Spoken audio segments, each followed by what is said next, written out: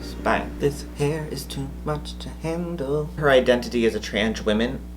What the did I just even say? Hey all you people, won't you listen to me?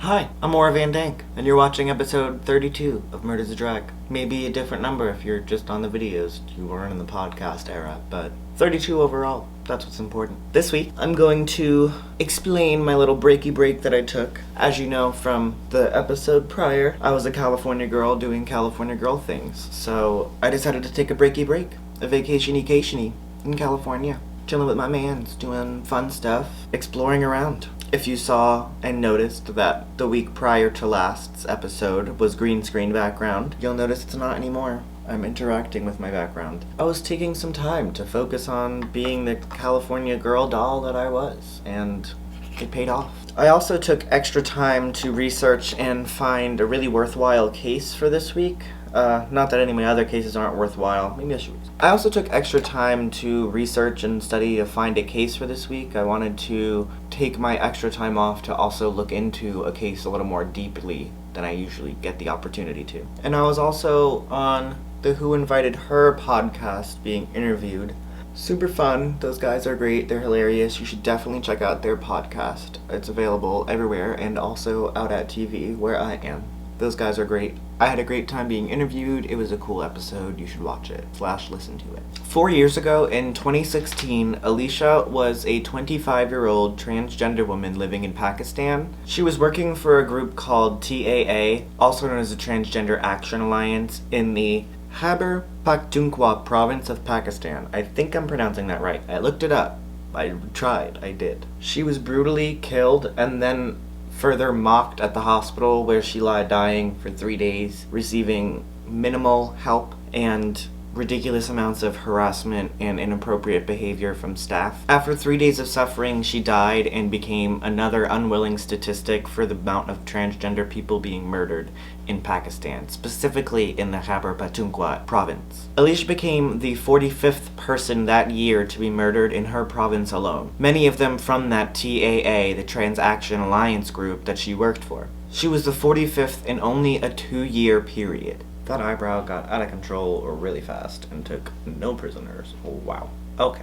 Moving on. In 2009, Pakistan's Supreme Court recognized the third gender, being transgender, legally in the entire country's law. And as big of a victory and as validating as it was to have their gender recognized by law in their country, transgender people in Pakistan were no safer than they were before that law was passed. And that was a very real fact for a lot of people, and that included Alisha. And I think that's what made her really take off in her activism. Even though minds and hearts are opening and changing worldwide, it's a really slow process, and a lot of places aren't changing or are taking far longer than other places.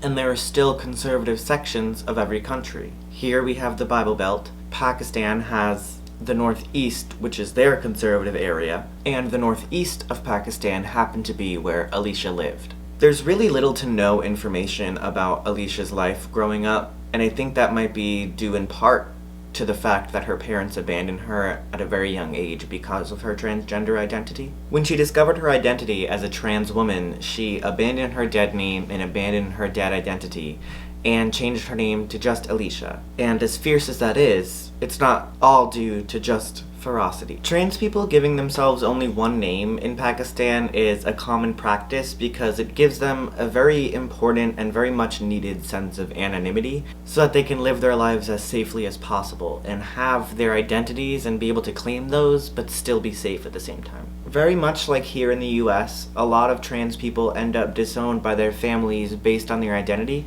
and they'll end up living under pretty harsh circumstances and sometimes even experiencing homelessness. This leads a lot of trans women to get into the profession of dancing in Pakistan, which isn't exactly what you might be picturing for dancing right now. It's more about the performance value. It's at family functions, it's in public. It's not like darkroom dancing, but there's definitely places.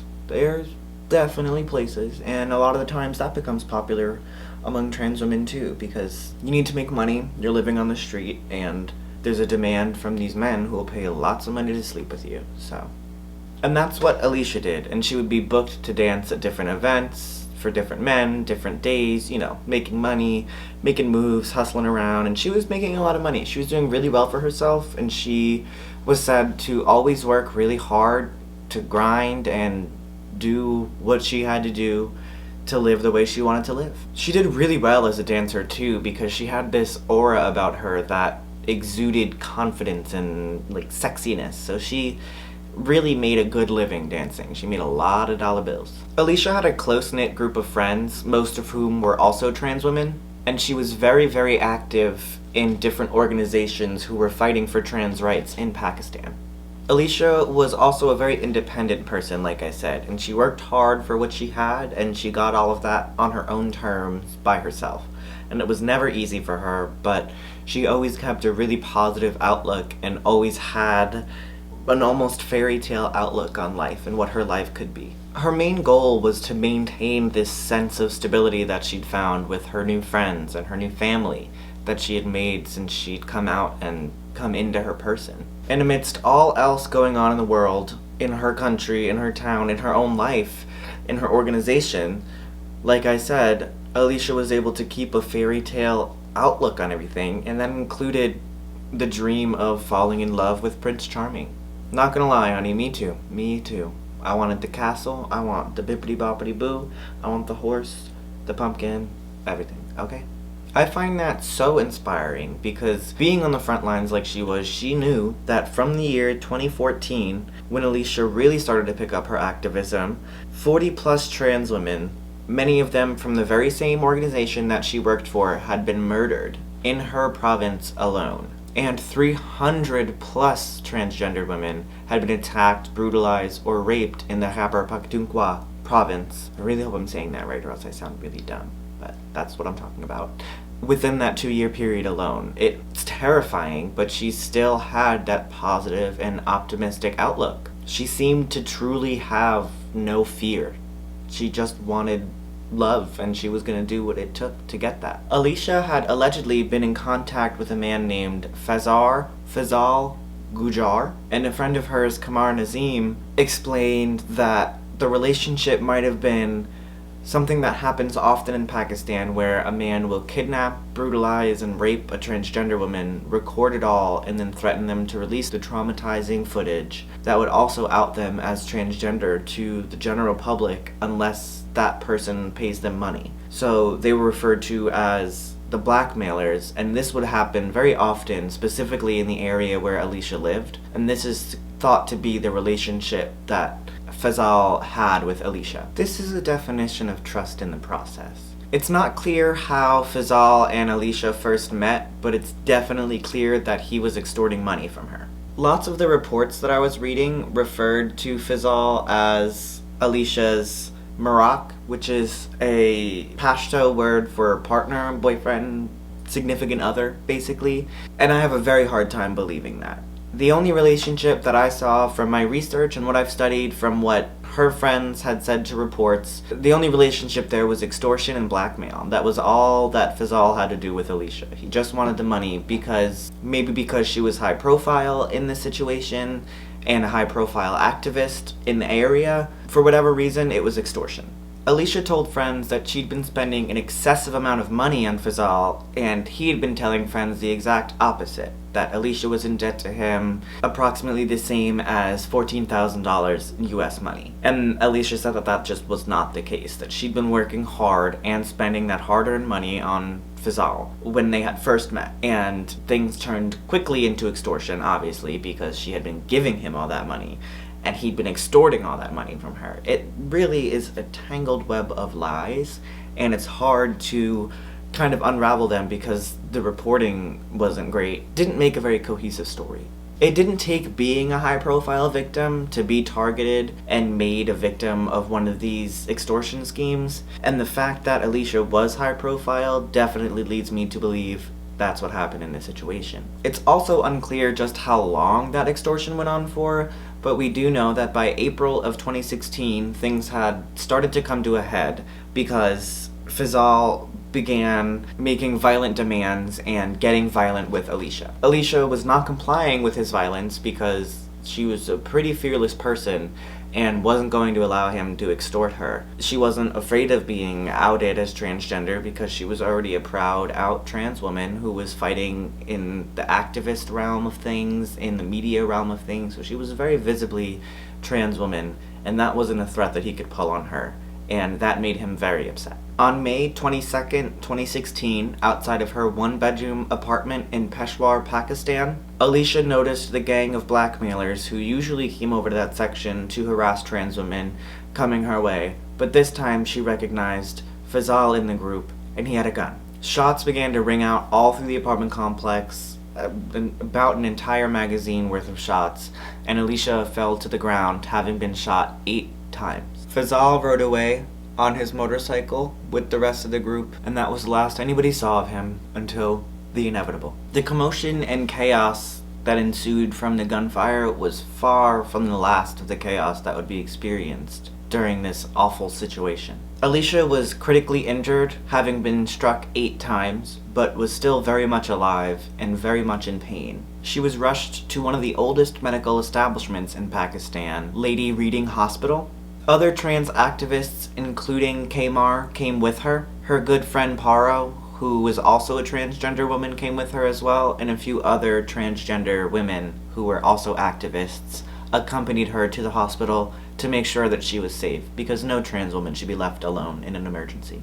When she arrived at the hospital, the harassment picked up tenfold. As soon as they walked in the doors, they were berated and harassed by staff, asking them if they were dancers, how much they charged, asking if their breasts were real, asking them for phone numbers, home addresses, making them feel very unsafe in a very vulnerable time when they're trying to save their friend's life who is bleeding out in front of them. All the while, anytime any question was close to answered, the answer was that they didn't know where to put Alisha because she didn't qualify as male or female for either ward in the hospital, and that they were trying to get a private room. She was laying in a hallway on a bed, dying, and this is what they were being told while being harassed. They were harassing Alisha and her friend. Farzana Jan is the president of one of the chapters of the organization that Alisha worked for, and she remembers specifically running through the hospital and being chased by employees, harassing her, berating her, and asking her inappropriate questions while she was trying to find a room or a nurse or a doctor that would actually help her friend that was bleeding out. She highlighted that the culture in Pakistan allows for trans women to be respected while they're working and being booked as dancers and being made into this act. Farzana said, "These people don't laugh at us when they book us for their shows and family functions, but they laugh at us when we, like any human being, are going through some trouble." They were being laughed at while their friend was dying when that past Tuesday they were performing for these people at their house for their child's birthday party. It's a very sad, blind, an ignorant sort of practice. After well over an hour of that hell, Alisha was finally placed into a private room, but having spent that much time untreated, stressed, and harassed, the damage was irreparable. And on May 25th, 2016, Alisha passed away due to the internal bleeding inflicted by 8 gunshot wounds to her body. People were rightfully pissed because it was a very preventable murder, from the attack to the treatment, and nothing was done to save her. In the days before she succumbed to her wounds, Alisha was able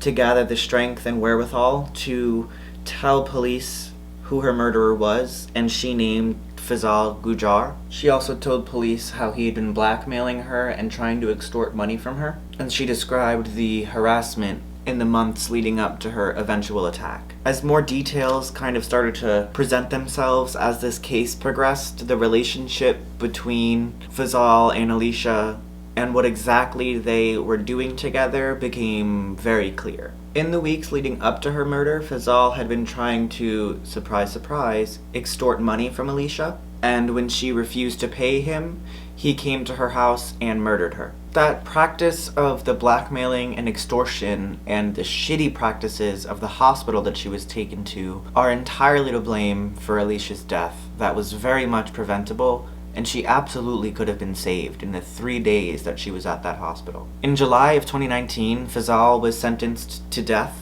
and it was a very big deal in Pakistan, and in this province specifically, because it was the first time that capital punishment was used against someone who had murdered or assaulted or brutalized a transgendered person. Although Alisha's life was tragically short and she dealt with abandonment from her family and all of the hardships that she did, she found a family quickly in her queer community in Pakistan. She worked hard to provide for herself and those that she loved, and she did so much important activism work before and even after her life was taken. Whether or not she knew it or knows it, she did, and she made a huge difference in Pakistan and in the world in general. It's a very interesting deep dive into the life of trans people in Pakistan, and I got a lot of that information from the News International, in an article by Akhtar Amin, in an LA Times article by Zulfikar Ali and Shashank Bengali, a Diplomat article by Umar Ali, and Frontline Defenders information on their website, just general information. And I recommend that you go to all of those sources and research some information about the life of trans folks in Pakistan, because it's really, really interesting, and it's a little surprising, honestly. It's time to get transformative. Are you ready to get transformative? Let's get transformative. It's time to get transformative. Transformation station. What's your equation?